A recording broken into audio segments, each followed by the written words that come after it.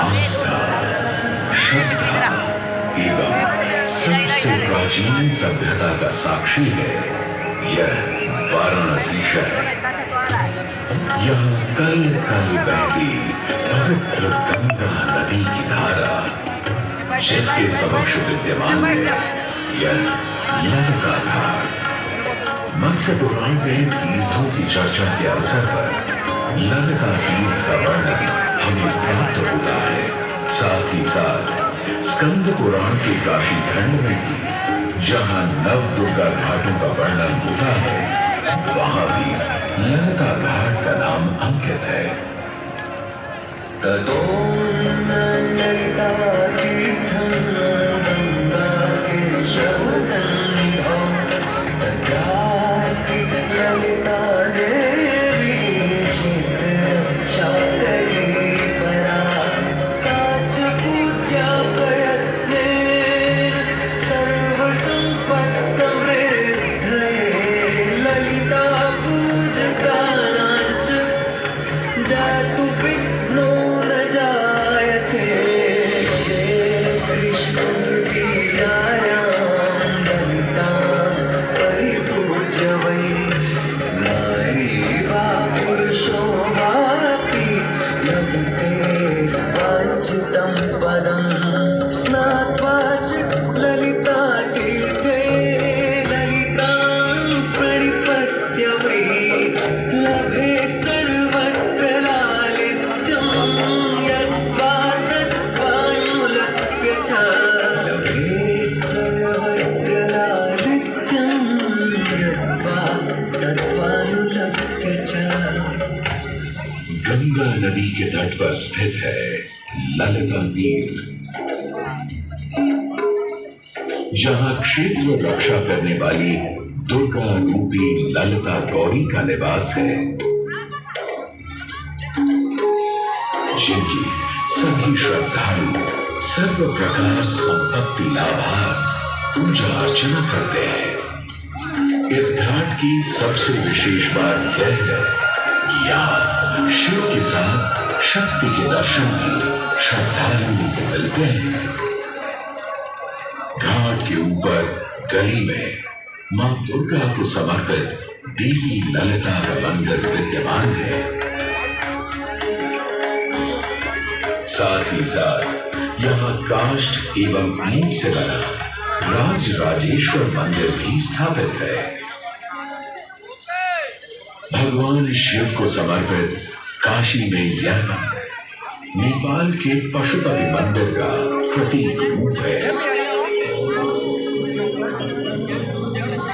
वर्तमान में सुशोभित यह ललिता घाट पूर्व में 3 भागों में विभक्त था। दक्षिण दिशा की ओर से चले तो नेपाली घाट, ललिता घाट एवं राजराजेश्वरी घाट। इनका उल्लेख सन 1921 में मोतीचंद जी ने किया था, जहां नेपाली घाट एवं ललिता घाट के पक्के निर्माण का श्रेय नेपाल के महाराजा बहादुर शाह को जाता है, तो वही राजराजेश्वरी घाट के निर्माण का श्रेय सिद्धगिरी जी को जाता है। कालांतर में नेपाली एवं राजराजेश्वरी घाट ललिता घाट में ही समाहित हो गए। ऐसी मान्यता है कि अश्विन मास की कृष्णा तृतीया के दिन ललिता तीर्थ में स्नान कर देवी के दर्शन करने से श्रद्धालुओं की सभी मनोकामनाएं पूर्ण होती है।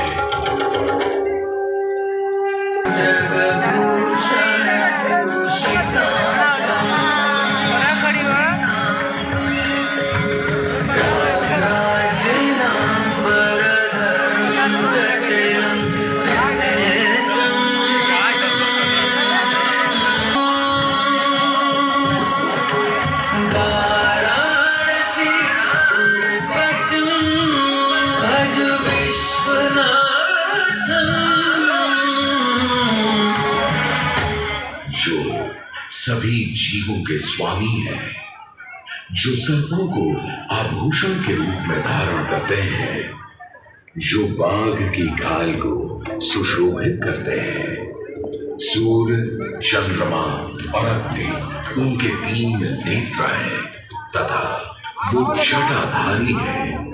काश, अंकुश और त्रिशूलधारी है। अपने सभी भक्तों को आशीर्वाद देकर उन्हें भय से सुरक्षा प्रदान करते हैं। ब्रह्मांड के स्वामी एवं वाराणसी के भगवान श्री विश्वनाथ की हम वंदना करते हैं। मैं आदि नगरी काशी हूं, वही काशी जो स्वयं भगवान शिव के त्रिशूल पर विद्यमान है। सृष्टि के प्रारंभ में महादेव ने जब पृथ्वी पर अपनी दृष्टि डाली तो उन्हें एक भाग चमकता हुआ प्रतीत हुआ। उसी भाग को भगवान शिव ने काशी का नाम दिया। कालांतर में गंगा नदी के तट पर बसी इस काशी नगरी में समय समय पर अनेकों घाट विकसित हुए, जहां श्रद्धालु आकर पूजा अर्चना एवं स्नान किया करते थे। माना तो यह भी जाता है कि यह नगरी एक बहुत सुंदर वन से ढकी हुई थी, जहां पीपल, आम, बरगद, शीशम आदि के वृक्ष हुआ करते थे, जिनकी छाया में बैठ ऋषि मुनि, साधु संत आनंद से तपस्या किया करते थे। इसलिए इस जगह का उतना ही पुराना यहाँ का काशी विश्वनाथ मंदिर भी है। भगवान शिव को विश्वेश्वर, विश्वनाथ आदि नामों से भी संबोधित किया जाता है, जिनका अर्थ है संपूर्ण विश्व के स्वामी। किंवदंतियों की माने तो सृष्टि के आदि में जब भगवान शिव एवं मां पार्वती पृथ्वी का भ्रमण कर रहे थे, उन्हें यह स्थान बहुत प्रिय लगा। तब मां पार्वती को यहाँ कुछ समय रुकने की इच्छा हुई, तो भगवान शिव अपने लिंग रूप में यहीं स्थापित हो गए। तभी से 12 ज्योतिर्लिंगों में इस मंदिर को विश्वेश्वर मंदिर के नाम से भी जाना जाने लगा, जहां भगवान शिव और माता पार्वती सदैव वास करते हैं। सदियों से इस पवित्र नगरी ने अनेक ऋषि मुनियों, तपस्वियों, धर्म गुरुओं आदि को अपनी ओर आकर्षित किया है। आदि शंकराचार्य एवं मंडन मिश्र ने इसी मंदिर के प्रांगण में बहुत समय व्यतीत किया। समय बदला, दौर बदला। भारत के स्वर्णिम काल पर विदेशी आक्रांताओं की नजर पड़ी, जिसे वे लूटने एवं सनातन संस्कृति को नष्ट करने के उद्देश्य से यहाँ आए। जब प्रथम बार गौरी ने आक्रमण किया, तब पृथ्वीराज चौहान ने उसे बुरी तरह पराजित किया था। अंत में उसने क्षमा मांगी और वचन दिया कि ऐसी गलती दोबारा कभी नहीं होगी। अतः पृथ्वीराज चौहान ने उसे छोड़ दिया। संभवतः यह एक दुर्भाग्यपूर्ण निर्णय था, क्योंकि अंततः गौरी ने पृथ्वीराज चौहान को धोखे से हराया। तत्पश्चात उनके साथ बहुत बुरा व्यवहार किया तथा उनकी दोनों आंखें भी निकाल दी। पृथ्वीराज की मृत्यु के उपरांत हिंदुओं का मनोबल कमजोर पड़ गया, जिसके परिणाम स्वरूप आतताइयों ने अन्य मंदिरों के साथ साथ विश्वनाथ मंदिर को भी क्षति पहुंचाई।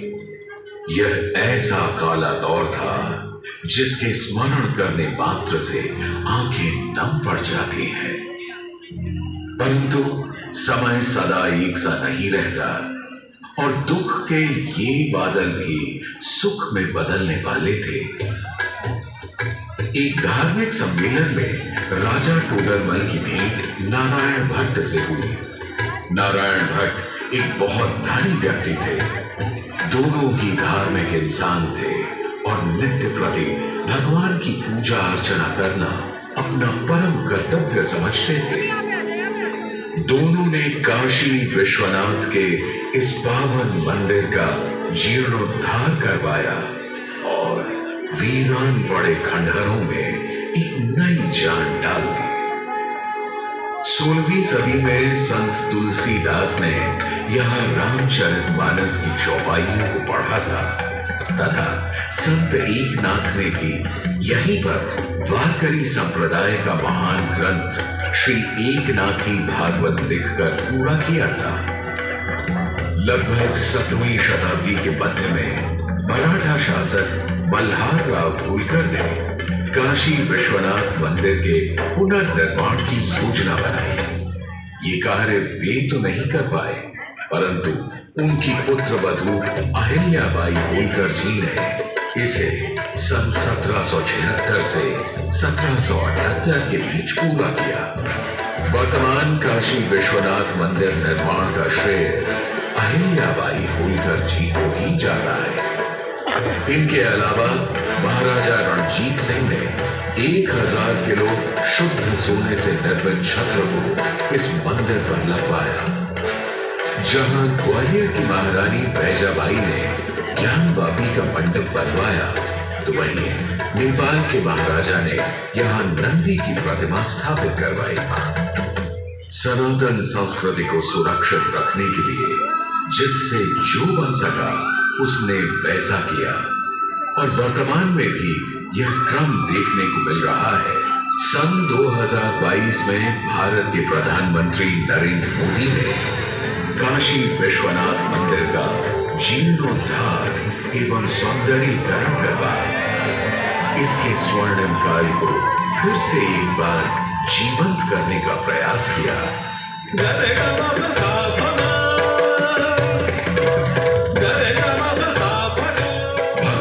शिव को समर्पित काशी विश्वनाथ का यह पावन मंदिर सदियों से करोड़ों श्रद्धालुओं का प्रेरणा स्रोत रहा है और सदैव के लिए रहेगा।